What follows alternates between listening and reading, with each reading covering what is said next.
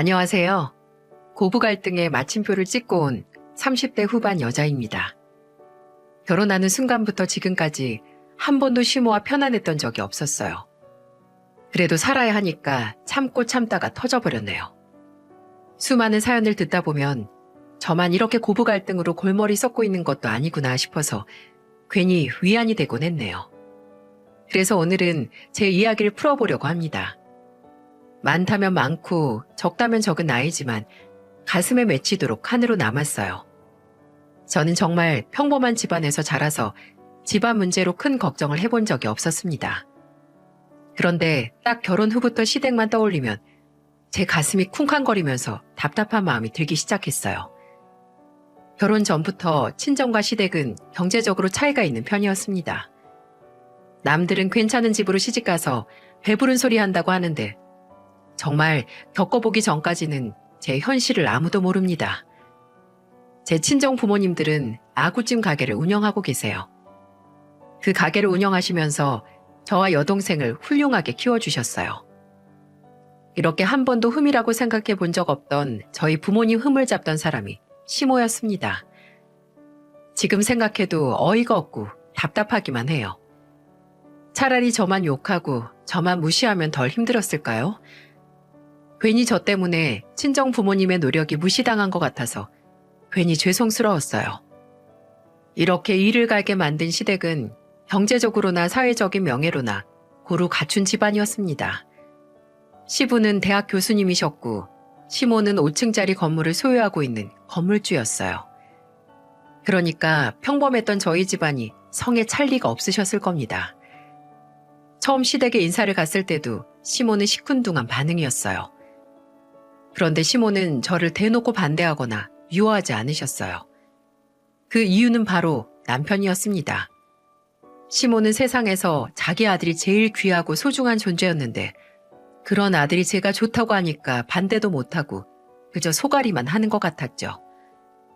남편과 같이 처음 시모를 만났던 날 시모는 걱정스러운 목소리로 이런 말을 했습니다.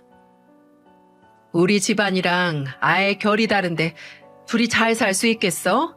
생활 방식부터 차이가 날 텐데. 엄마, 저 이 사람이랑 평생 살고 싶어요.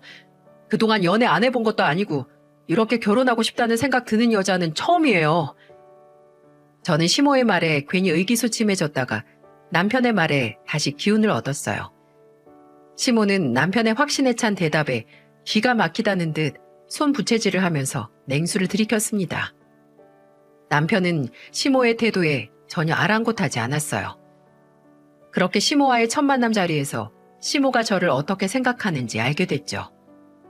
그래서 괜한 걱정이 늘었는데 남편은 저를 위로하면서 이런 말을 하더군요. 우리 엄마가 주부로 지내면서 집에서 나만 챙겼어. 한평생 나만 보고 살았으니까 괜히 결혼한다고 하니까 아쉬워서 저러시는 거야. 그래도 그렇지.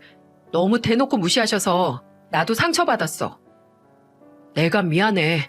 앞으로도 우리 엄마가 뭐라고 하면 내가 다 막아줄게. 남편은 시모의 반대에도 꿋꿋하게 제 편을 들어줬어요. 남편은 대기업 연구원으로 재직 중이었습니다. 남편이 대기업에 입사하기까지 시모의 노력이 컸다고 했습니다. 시모는 남편 학창 시절부터 대학교 입학까지 전부 다 옆에서 서포트를 해주는 열혈 엄마였어요. 그야말로 치맛바람 장난 아닌 학부모였던 거예요. 그리고 시부가 대학 교수니까 시모는 남편이 꼭 공부를 잘해야 하고 대학교부터 회사까지 막힘없이 풀리게 하겠다는 유난도 심했다고 했어요. 얼마나 심했는지 남편이 회사 면접 보러 가는 날은 부적까지 챙겨주면서 주머니에 넣고 가라고 했다는 겁니다. 저는 그 말을 듣고 경악했어요. 자식 잘 되길 바라는 마음 누구나 다 크겠지만 정말 저렇게까지 한다고 싶은 마음이었죠. 시모한테 남편은 30여 년을 투자한 결과물 같은 존재였어요. 그러니 제 2의 인생이라고 할 수 있는 결혼도 시모 마음에 드는 사람과 하길 바랬던 것 같아요. 하지만 남편이 제가 좋아 죽겠다고 하니까 시모도 기가 막힌 상황이었을 거예요.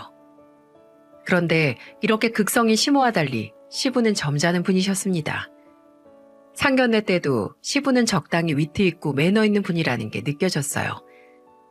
양가 어른들 모시고 상견례를 하던 날 시부는 친정 아빠를 보면서 이렇게 말했습니다.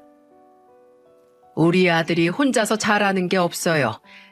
맨날 안 사람이 옆에 붙어서 학원 데리고 다니고 그랬는데 잘 살까 걱정이네요. 그런 노력이 있어서 훌륭하게 큰 거죠. 저희 딸은 부족한 부모 밑에서 혼자 야무지게 컸습니다. 둘이 상부상조하면서 잘 살 것 같네요. 친정 아빠와 시부는 서로 덕담을 하면서 편안한 대화를 나눴어요. 그런데 오로지 시모만 아무런 말도 안 하고 입을 꾹 다물고 밥만 먹는 거예요. 그 모습을 본 남편은 진땀을 빼면서 눈치를 봤습니다. 아무리 싫어도 상견례 자리에서 아무 말도 없이 입 꾹 닫고 시위하듯이 앉아있는 건 정말 너무하지 않나요? 상견례가 끝나고 저희 엄마는 저한테 나중에 결혼하고서 시집살이 하는 거 아니냐면서 걱정하시더라고요. 저는 걱정 말라고 엄마를 안심시켰지만 속으로는 걱정이 많았습니다. 그런데 그때 남편은 친정 부모님이 걱정하고 있다는 사실을 알아채고 혼자서 친정 부모님을 찾아뵙고 인사를 드렸어요. 그리고는 저희 부모님이 걱정하는 부분에 대해서 정말 걱정 말라면서 안심을 시켜줬고요. 저는 그런 남편의 행동을 보면서 믿고 살만한 믿음직스러운 사람이라는 생각이 들었어요. 그래서 저는 정말 남편만 믿고 결혼을 결심했고 우여곡절 끝에 결혼에 꼴이 날 수 있었습니다. 그래도 든든한 남편이 있어서 저는 다 괜찮을 거라고 믿었어요. 하지만 시모의 존재감은 상상 이상이었습니다. 어차피 남편이랑 둘이 살 건데 뭐가 문제일까 안일하게 생각했던 제 탓이었네요. 한때 치맛바람 좀 날렸던 시모는 결혼을 저한테 제일 먼저 했던 말이 있어요. 지금 생각해도 어이가 없네요. 시모는 결혼하고 저를 아무도 없는 시댁으로 불러서 이런 말을 했습니다. 사람이 삼시세끼 먹고 산다고 다 똑같이 사는 거 아니야. 매일 일주일에 3번씩 와서 요리 배워서 우리 아들 입맛에 맞게 집밥 챙겨줘. 걔가 입맛이 엄청 까다로운 애야. 어머님, 저도 출근해야 되는데 그걸 언제 다 챙겨요? 너 같은 애들은 그게 문제야. 해보지도 않고 무조건 못한다고 안 한다고 밀어두는 게 문제라고. 일단 해보기나 해봐. 저도 그렇고 남편도 그렇고 요즘 바빠서 집에서 밥 먹을 시간도 없어요. 나중에 좀 한가해지면 그때 여쭤볼게요. 저는 요리 배우러 오라는 시모의 말에 너무 황당했어요. 요즘 세상에 반찬 배우러 시댁 오라는 시모가 어딨나요?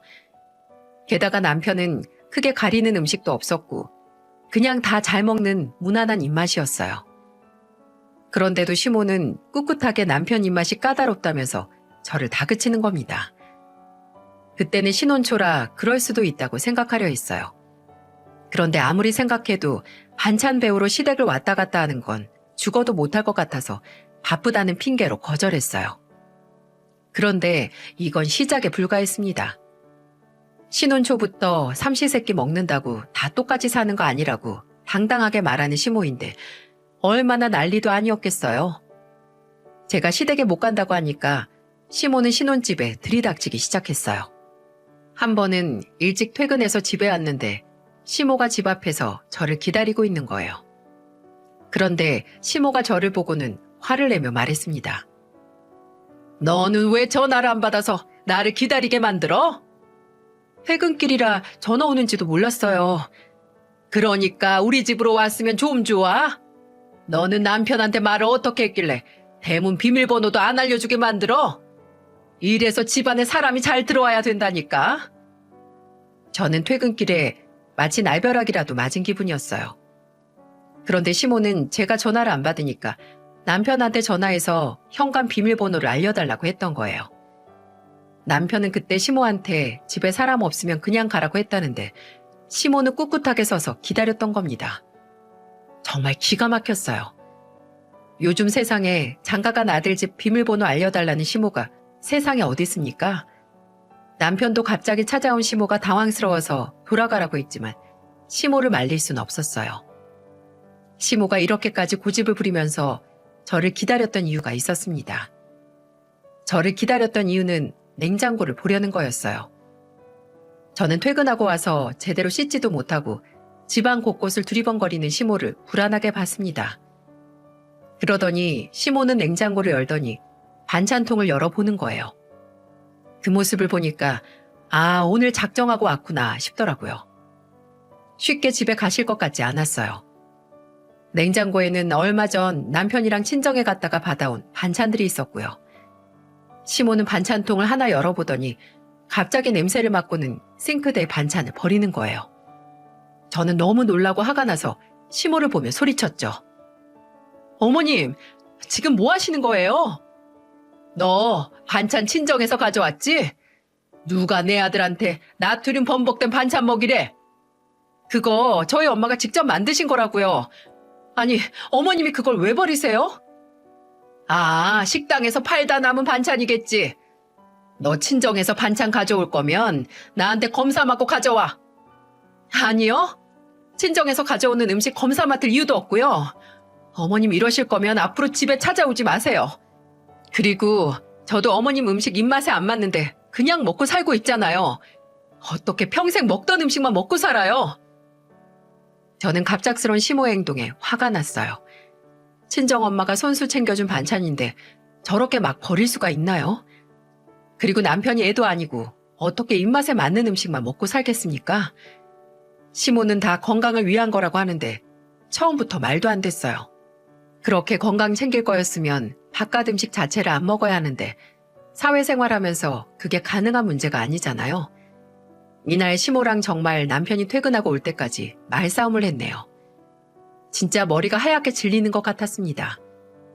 남편은 시모한테 이럴 거면 집에 오지 말라면서 소리쳤어요. 시모는 억울하다는 말을 하면서 겨우 집으로 돌아갔고요.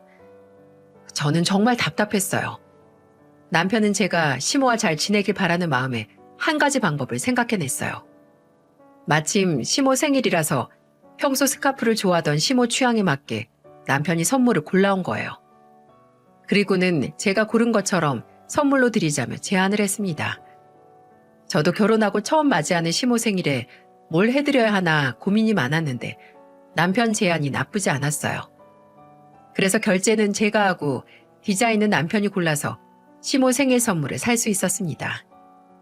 그렇게 시모 마음에 들길 바라는 마음에 부푼 마음을 안고 시댁에 갔어요. 그런데 시댁에서 웃긴 상황이 벌어졌습니다. 시댁에 오랜만에 시부까지 모여서 다 같이 저녁을 먹고 나서 저는 시모한테 선물을 내밀었어요. 그래도 남편이 시모 취향을 잘 아니까 잘 골랐겠거니 생각하며 드렸는데 시모는 포장을 뜯어보고는 헛웃음을 치면서 스카프를 들어 이리저리 봤습니다. 그리고는 스카프를 다시 상자에 넣으시더니 바닥에 내팽겨치고는 저를 보며 말했어요. 너는 취향도 어쩜 그렇게 싼 티가 나니? 이래서 좋은 걸 보고 듣고 자라야 안목이 길러진다니까. 이래서 고기도 최고급 사료 먹고 자란 고기가 비싼 거야. 시모는 선물을 제가 고른 줄 알고 안목이 싼 티 난다면서 비아냥거리는 거예요. 저는 순간 어이가 없어서 웃음이 나왔습니다. 그런데 제가 갑자기 웃으니까 시모는 저를 보면서 버럭 화를 냈어요.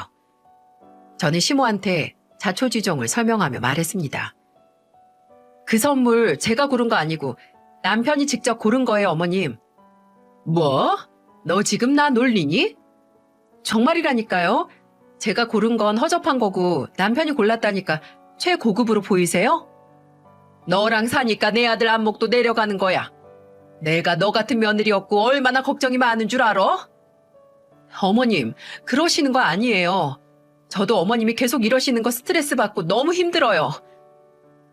남편은 시모의 행동에 그만하라며 말렸고 시부도 그런 시모를 말렸어요. 시모는 씩씩거리며 물을 마셨고 남편은 그런 시모를 보며 고개를 내저었습니다. 남편도 시모가 저를 무작정 덮어놓고 싫어하는 줄은 몰랐던 거예요.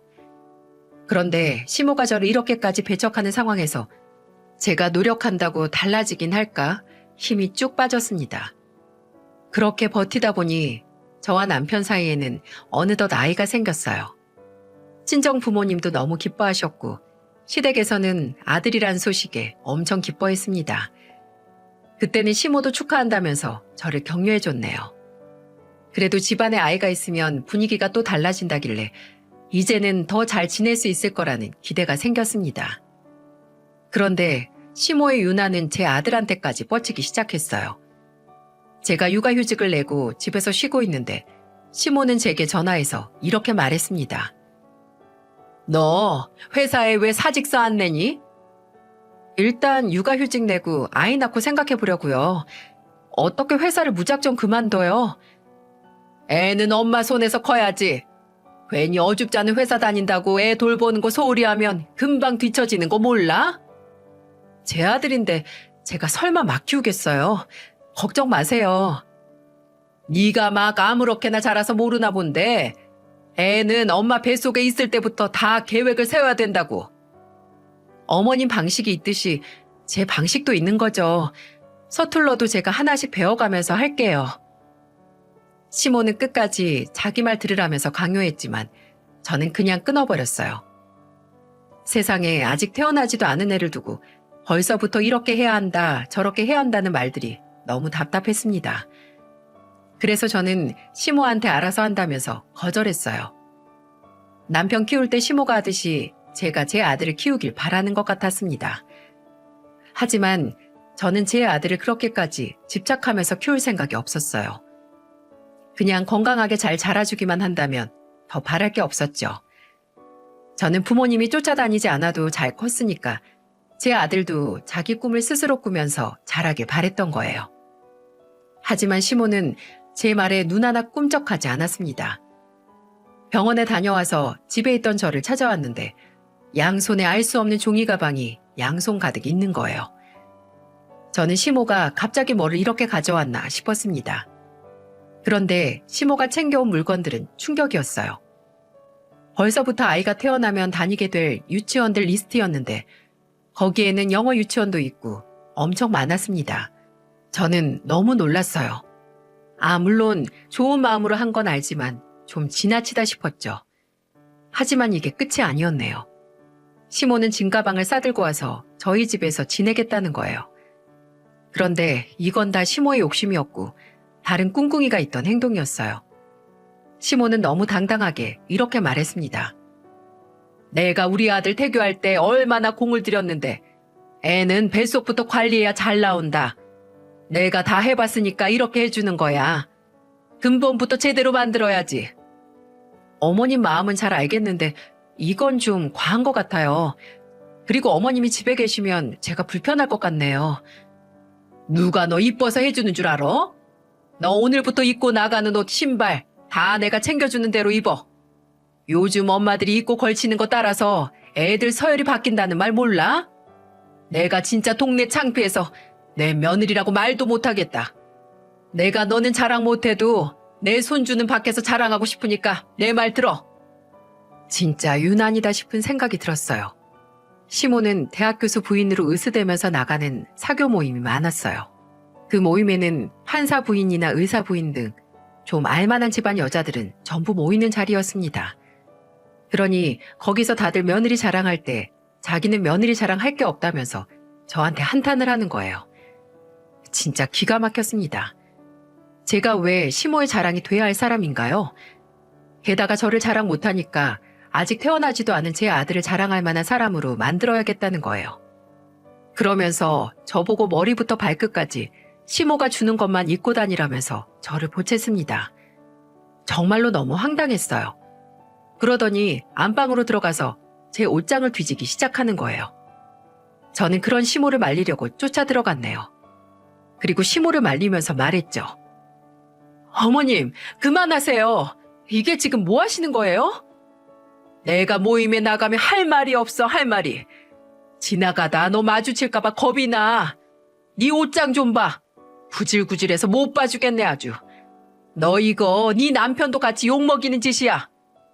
지금 어머님이 이러시는 것도 다 어머님 아들 힘들게 하시는 거예요. 어머님 저한테 이러면 제가 남편을 쥐어잡지 않겠어요? 뭐야? 너 지금 나 협박해? 거지같이 살다 온 애 명품으로 도배시켜주겠다는데 왜 난리야? 고맙다고 납작 엎드려도 모자랄 판에. 우리 아들 너만 아니었어도 사자 집안에 장가갈 수 있었던 애야. 어딜 감히 아구찜 팔던 집구석에서 넘봐, 넘보길. 시모는 제가 창피하다면서 계속해서 절 무시했어요. 그런데 그때 마침 남편이 도착했고 남편은 시모가 했던 말을 전부 다 듣게 됐습니다. 남편은 시모의 말에 황당한 듯 했어요. 그리고는 안방을 보고 엉망이 된 걸 보고는 화가 잔뜩 난 목소리로 말했어요. 엄마, 여기서 뭐 하시는 거예요? 내가 정말 요즘 엄마 때문에 못 살겠어요. 임신한 사람 붙들고 왜 그러세요, 정말? 내가 근본부터 제대로 해주겠다고 해도 난리야. 너는 내가 시간이 남아돌아서 이러고 있는 줄 알아? 너도 네 마누라 거지꼴로 돌아다니면 얼굴에 먹칠하는 줄로만 알아. 그런 생각은 엄마만 하는 거예요. 이거 다 엄마 욕심이라고요. 이런 거 없어도 저희끼리 잘 살 수 있으니까 제발 그만 좀 하세요. 남편이 화를 내니까 시모는 깨갱했네요. 시모는 남편과 사이가 안 좋아지는 걸 제일 무서워했거든요. 그래서 그날도 남편이 말하니까 멈춘 거예요. 저는 나가려는 시모한테 들고 온 물건을 전부 다 가져가라며 다 드렸습니다. 너무 기분이 나빴어요. 임산부한테 몸단장 잘하고 다니라고 하는 사람은 아마 제 시모밖에 없을 겁니다. 보통 며느리가 임신하면 음식이나 영양제를 챙겨주면서 몸 건강을 챙겨주지 않나요? 저희 시모는 그런 말 하나 없이 오로지 제가 입고 들고 다닐 것들과 태교, 아이가 다닐 유치원만 신경 쓰고 계셨던 거죠. 아무리 친정엄마와 시모는 다르다고 해도 시모는 정말 해도 해도 너무한다는 생각이 들더군요. 그래도 그날 이후 시모는 집에 무작정 찾아오는 일은 없었습니다. 시부도 저한테 전화해서 대신 사과를 하시면서 시모가 못 가도록 하겠다며 말씀하셨어요. 아마 이때부터 제 지옥문이 열렸던 것 같네요. 그렇게 저는 이런 혼란한 틈에도 제 몸 하나 잘 챙겨서 건강한 아이를 낳을 수 있었습니다. 그런데 진짜 시모와의 전쟁은 아이가 태어난 후부터였어요. 어떻게 사람이 그럴 수 있나 참담한 심정이랍니다. 출산 직전에 남편과 시모가 크게 싸워서 그런지 초반에는 시모도 별말도 없고 괜찮았어요. 시모가 눈치 보는 사람은 남편이라 그런지 잠잠했습니다. 어린 아들 키우면서 정신없이 지내다 한 번은 친정엄마가 와서 육아를 도와주셨어요. 자고 가신 것도 아니고 그냥 잠깐 들려서 제 밥을 챙겨주시거나 아들 잠깐 봐주시는 정도였죠. 그런데 생각해보면 친정엄마가 딸 육아 도와주는 게 문제가 되는 일이라고 생각해본 적이 없었어요. 그런데 시모는 다짜고짜 전화해서 화를 내는 거예요. 근데 하필 제가 아들 기저귀를 갈고 있어서 스피커폰으로 전화를 받게 됐어요. 제가 전화를 받자 다짜고짜 화를 내는 시모 덕에 온 집안의 시모 목소리가 울렸습니다. 시모는 화가 잔뜩 난 목소리로 말했어요. 야, 너 왜 너네 엄마 거기다 데려다 앉혀놓는 거야? 우리 아들 집에서 처가살이 하라는 거야 뭐야? 네 부모는 집도 없어? 왜 거기서 눌러앉냔 말이야? 지금 무슨 말 하시는 거예요? 눌러앉다뇨. 저희 엄마 지금 저 도와주고 계시는 거예요. 그리고 말 너무 막 하시는 거 아니에요? 나는 쫓아내놓고 네가 그러고 있으면 내가 화가 나 안 나? 그때 어머님 저 임신했을 때 오셔서 다 뒤집어 엎고 가셨으니까 그렇죠? 뭐야? 내가 어릴 때부터 근본 있게 키워야 한다고 그렇게 말했는데 아무나 보여주면서 키우는 것 좀 봐. 저는 너무 화가 나서 집에 친정엄마가 같이 있다는 것도 잊은 채 시모와 통화를 하고 있었어요. 그래서 저도 모르게 반박을 하고 있는데 옆에 있던 엄마도 화가 났는지 제 전화를 뺏어 들었습니다. 그때서야 아차 싶었는데 이미 엄마는 제 전화기를 받아들고는 이를 악물며 말했어요. 사돈, 아무리 그래도 그렇지 니네 엄마가 뭡니까? 정말 근본 없고 교양머리 없는 게 지금 누군데 근본 있게 키워야 한다는 거예요? 전화도 다 엿듣고 계시는 겁니까? 그 집은 개인 사생활도 없어요? 목청이 하도 커서 밖으로 다 들리네요. 그리고 사람 없다고 말 함부로 막 하시는 거 아닙니다. 자꾸 그렇게 뒷말하면서 근본 없이 나오면 애 보러 오지도 마세요. 근본 없이 클까봐 걱정되네요. 엄마는 시모한테 제대로 한마디 하고는 전화를 끊어버렸어요. 참 그때 시모가 하는 말 듣고 우리 집을 얼마나 무시하면 호칭도 다 떼버리고 막말을 하나 싶었습니다. 엄마도 저를 보면서 그동안 이런 소리나 듣고 살았냐면서 마음 아파하셨어요. 괜히 저 도와주러 오셨다가 봉변 당하게 한 것 같아서 죄송스러웠습니다.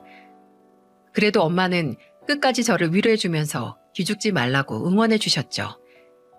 그래도 힘들었던 마음이 엄마 덕분에 조금 나아졌습니다. 그런데 하늘도 무심하시지 제 인생에 찬물을 끼얹기 시작했어요. 아직도 그날의 기억이 생생하네요. 제 아들이 돌쯤 됐을 무렵이었어요. 결혼하고 아들까지 낳아서 이제야 좀 아이 키우는 재미를 느끼며 지냈던 저에게 청천벽력 같은 전화가 걸려왔습니다. 엄마가 가게 재료 사러 시장 다녀오는 길에 교통사고를 당한 거예요. 사고가 크게 나서 엄마는 응급실로 실려가자마자 몇 시간에 걸친 대수술까지 받으셨어요. 저는 아이를 시댁에 맡기고 정신없이 병원에 달려갔어요. 병원에서 엄마가 무사하기만을 빌었어요. 하지만 하늘에 제 기도가 닿지 않았는지 엄마는 결국 하반신 마비 판정을 받으셨어요. 온 가족이 슬픔에 잠겨 있었습니다. 그래도 목숨만이라도 살았으니 천만다행이라며 가슴을 쓸어내리기도 했어요. 충격에 빠져서 안색이 안 좋던 아빠도 엄마 소식을 듣고 천만다행이라며 눈물을 흘리며 말했어요. 그렇게 한동안 엄마 병간호에 힘을 썼습니다. 그래도 재활 치료에 전념하면 조금이나마 걸을 수 있다는 희망에 기대하기 시작했어요. 처음에는 엄마도 하반신 마비라는 사실에 절망했지만 금세 삶의 의지를 되찾으셨어요. 힘든 시기 남편도 제가 엄마 병원을 편하게 다닐 수 있게 많이 도와줬고요. 그런데 하필 그때쯤 아들 돌잔치 시기가 다가오고 있다는 걸 알고는 돌잔치 준비로 또 바빠졌습니다.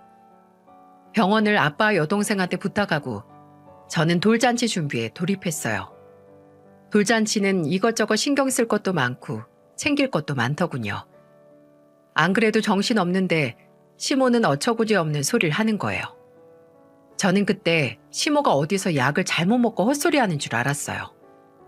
대뜸 제게 전화해서는 저한테 이런 소리를 하는 거예요. 돌잔치에 혹시 네 친정엄마도 오시니?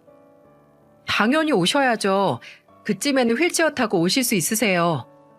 아니 돌잔치에 챙기기도 힘들 텐데 아픈 사람까지 왜 불러? 그런 걱정하지 마세요. 설마 뭐 챙길 사람이 없겠어요? 그리고 재활치료 시작하실 만큼 컨디션도 좋으시고요. 보는 눈들도 많은데 굳이 휠체어 굴려가면서 와야겠어? 그냥 병원에서 쉬시라고 해. 어머님, 지금 말씀하신 거 저는 못 들은 걸로 할게요. 한 번만 더 이런 말 하시면 어머님을 돌잔치에 못 오게 할 거예요. 저는 시모의 말에 화가 나서 말했어요. 사돈이 다쳐서 재활치료 중에 있는데 저게 할 소린가요? 생각해보니 시모는 저희 엄마가 사고 났을 때도 한 번도 안부 전화한 적도 없는 사람이었어요. 그런데 이제는 휠체어 타고 돌잔치에 오면 누가 챙기냐는 시모 말에 대체 무슨 생각으로 인생을 사는 건지 이해할 수가 없었습니다. 그런데 제가 이렇게 말했다고 시모는 화가 났는지 정말 개념 나간 행동을 하기 시작했어요. 글쎄 엄마 병원을 찾아온 거예요. 안부 전화하면서 걱정해 주시던 시부가 병원으로 왔으면 저도 이렇게 걱정하진 않았을 겁니다. 하필이면 병원에 저랑 엄마만 있을 때 찾아와서는 정말 한바탕 난리를 쳤었네요. 그래도 저는 일말의 희망으로 저희 엄마 걱정해서 온 건가 했습니다. 그런데 시모는 정말 작정하고 왔더군요. 엄마 병실로 찾아온 시모를 보고 저는 너무 놀랐는데 그런 저를 보고 아랑곳하지도 않고 저희 엄마를 보며 시모가 말했어요. 사돈 아프다는데 이제야 와보네요. 제가 손자 대신 보느라 바빴어요. 네, 상황이 이렇게 됐네요. 바쁘실 텐데 어쩐 일로 여기까지 오셨어요? 그게 아니라 아프신데 굳이 돌잔치 오실 필요 없다고 그 말 드리려고 왔어요. 뭐하러 힘들게 오세요. 요즘 영상의 사진의 화질이 얼마나 좋은데요. 영상 잘 찍어둘 테니까 편하게 영상으로 보세요. 아니, 제가 왜 안 갑니까? 걱정 안 해주셔도 우리 손자 돌잔치 정도는 충분히 갈 수 있으니까 걱정 마세요. 지금 사돈 걱정해서 하는 소리로 들리세요? 우리 손자 외할머니가 아픈 사람이라는 거 주변에서 보면 안 좋게 봐요. 요즘 애들 소문이 얼마나 무섭고 빠른 줄이나 아세요? 그냥 병실에 계세요.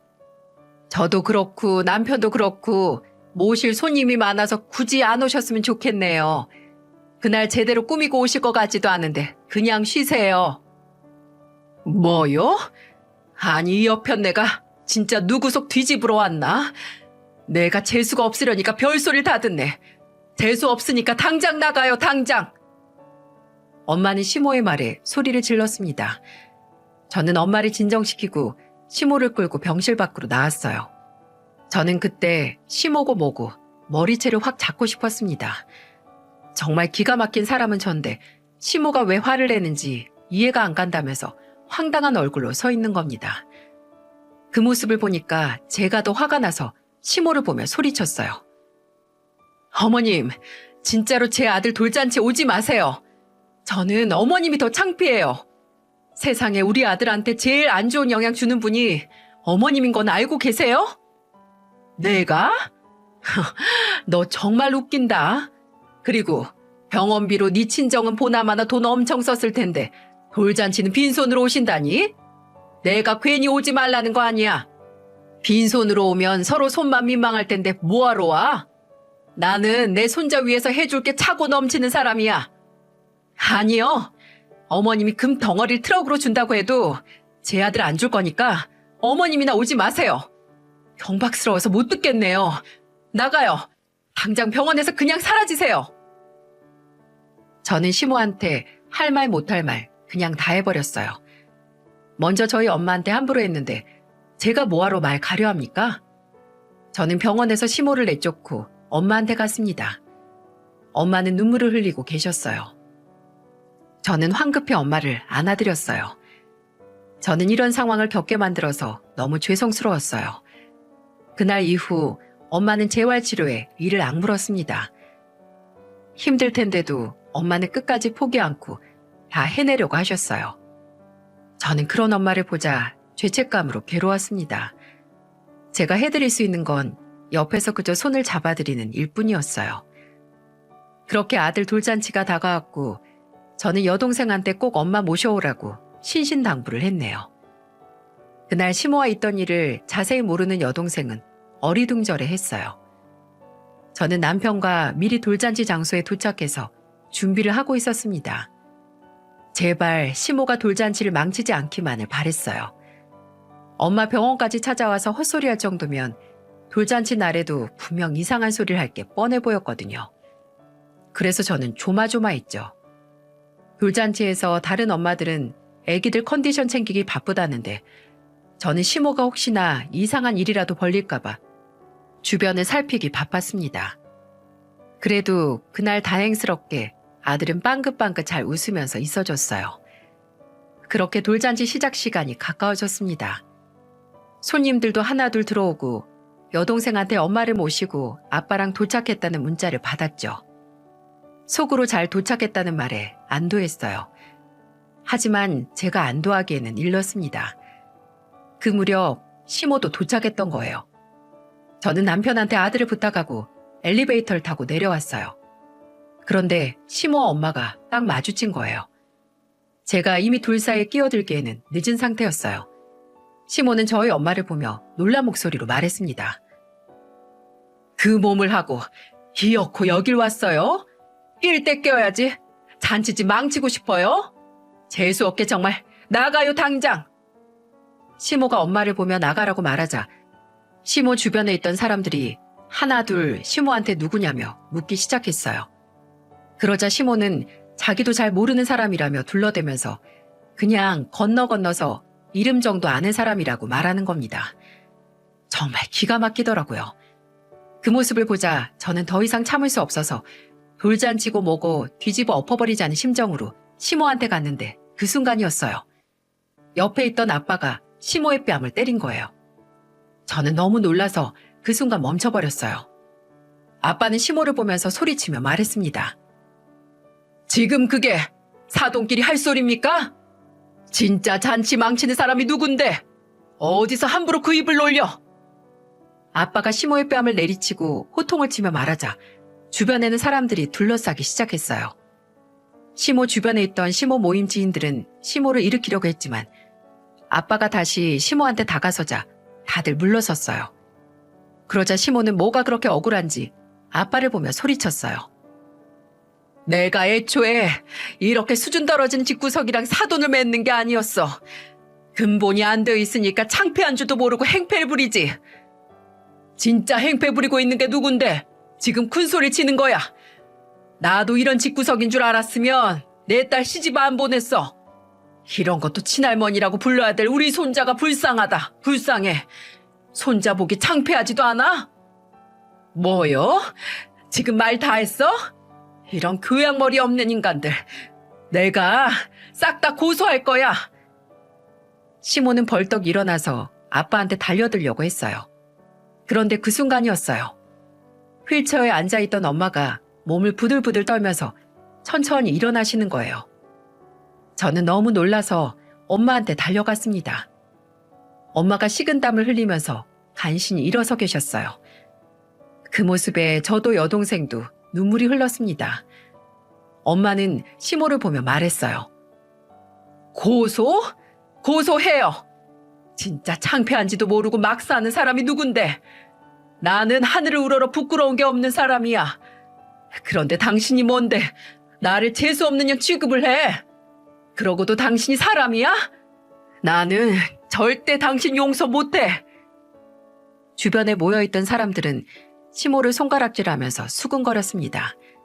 시모도 눈치챘는지 당황한 얼굴로 서 있었어요. 그리고는 괜히 큰 소리로 저를 보며 소리쳤습니다. 야, 이게 다 너 때문이야. 아무것도 없는 집구석 딸이라 불쌍하게 봤는데 너 진짜 영악하다. 너 아들 뺏기고 이혼당하고 싶어? 나 이런 꼴 당하게 하려고 네 엄마 꾸역꾸역 모시고 왔지? 내 아들이 너 이러고도 데리고 살 줄 알아? 엄마, 그만 좀 하세요. 그때 뒤늦게 달려온 남편이 시모를 보며 소리쳤어요. 시모는 남편 목소리를 듣고는 황급히 남편한테 달려갔어요.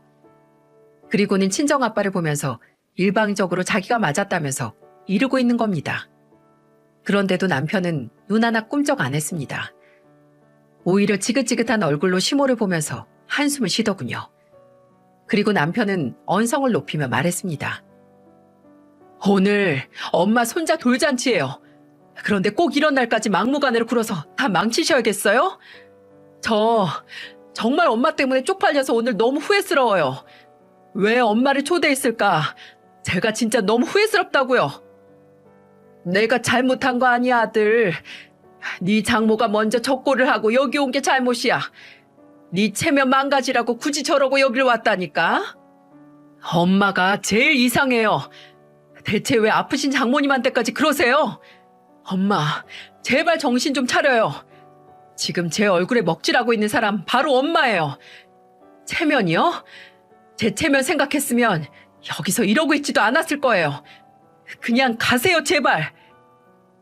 남편은 시모한테 그냥 가라며 소리쳤고 그때 시부가 시모를 끌고 나가려고 했어요.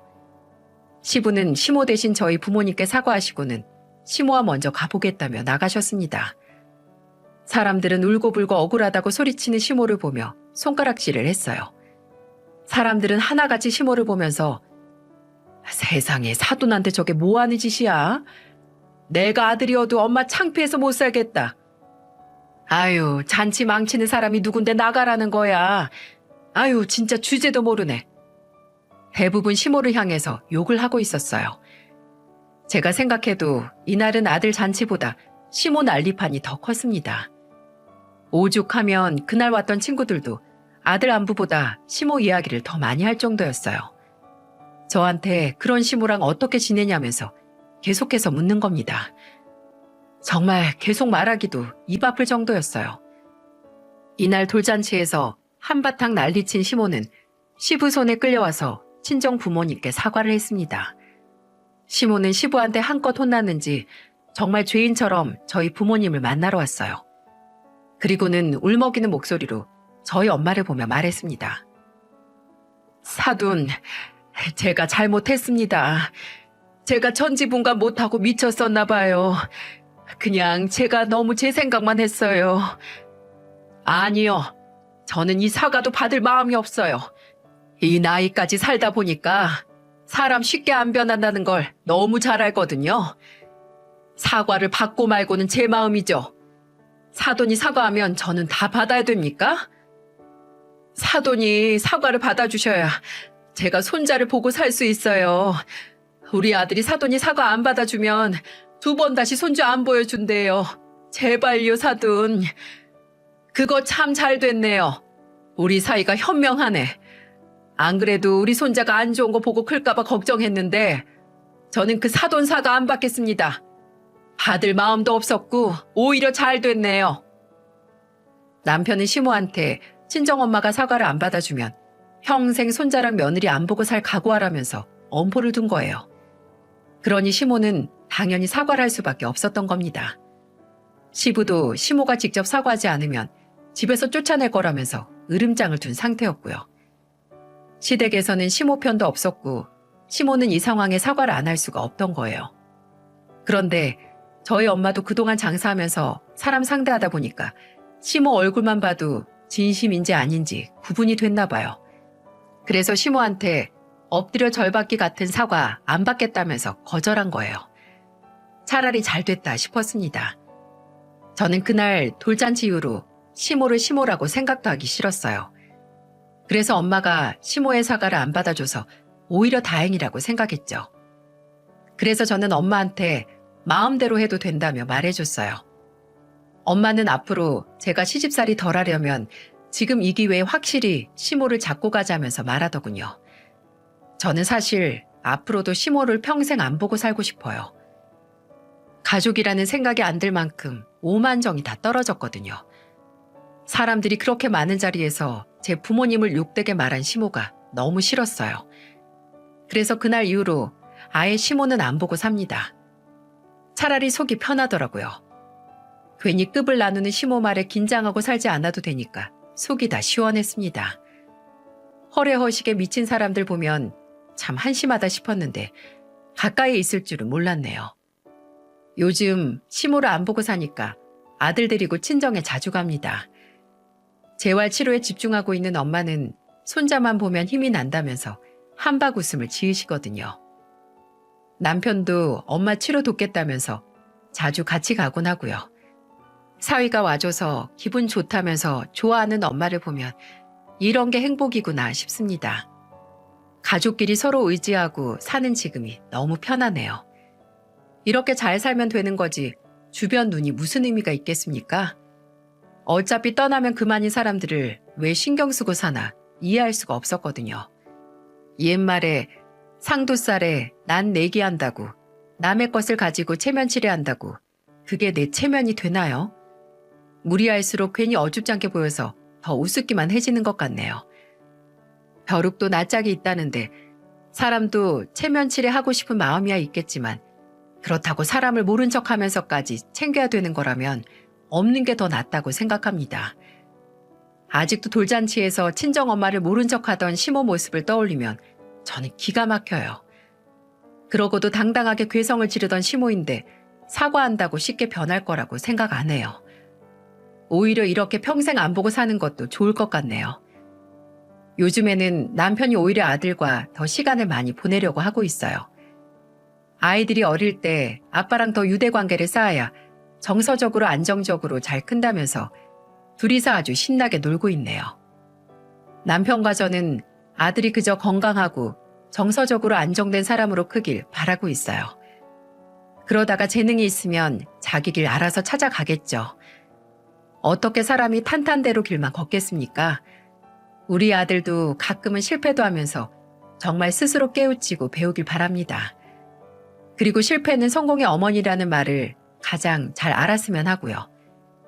넘어져도 다시 일어날 용기만 있다면 그것만큼 인생 최고의 무기도 없는 것 같네요. 그 말을 요즘은 저희 엄마가 제일 잘 해내고 있으세요. 이제는 재활치료 겁내지도 않고 쓰러져도 씩씩하게 이겨내고 계십니다. 저는 이런 강인한 엄마를 둬서 든든하네요. 이제는 제가 강한 엄마가 되어 아들한테 본보기가 되고 싶어요. 부끄럽고 창피한 엄마가 아닌 정말 힘이 되어주고 싶습니다. 그래서 지금부터 많이 배우고 있어요. 남편과 저 좋은 부모가 될 수 있겠죠? 한 번 시련은 있었지만 이겨내고 이제는 아들 키우며 잘 살아보려 합니다. 제 사연 끝까지 들어주셔서 감사합니다. 다가온 봄에는 웃음꽃만 가득한 일상 되시길 바랍니다.